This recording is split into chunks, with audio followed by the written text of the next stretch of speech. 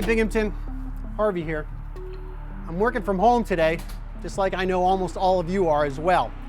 Although I want to give a big shout out to those staff that are on campus every day, helping provide the necessary services for the more than 300 students that are still staying on campus. So thank you for that.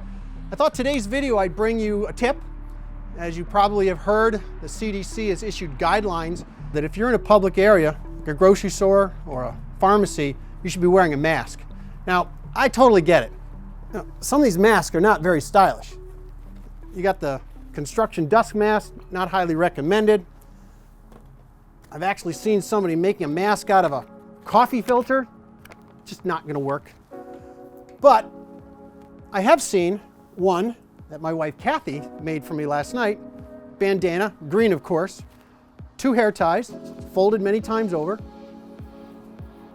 Put it around your ears. You've seen this, right?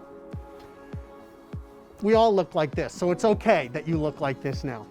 Now inside here is a special ingredient, a Swiffer pad that Professor Scott Schiffer says is one of the best ways to filter out very small particles. So shout out to Professor Schiffers.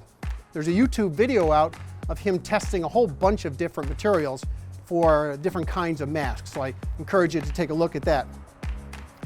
But you know, it's made everybody's life more difficult. Even Brewster. Come here, Brewster. You know, Brewster can't go to the dog park anymore. Brewster has to stay home. We go for walks. We don't let anybody pet him. So we were thinking last night, when I was thinking about this video, maybe he should be wearing a mask too. So we made one for Brewster. Sit, sit, sit. Good boy. So now he tends to eat it first, but maybe, I don't think this is going to work. I don't think dogs have to wear masks, do they? Let's say they don't for now. I haven't seen any CDC guidance on that yet.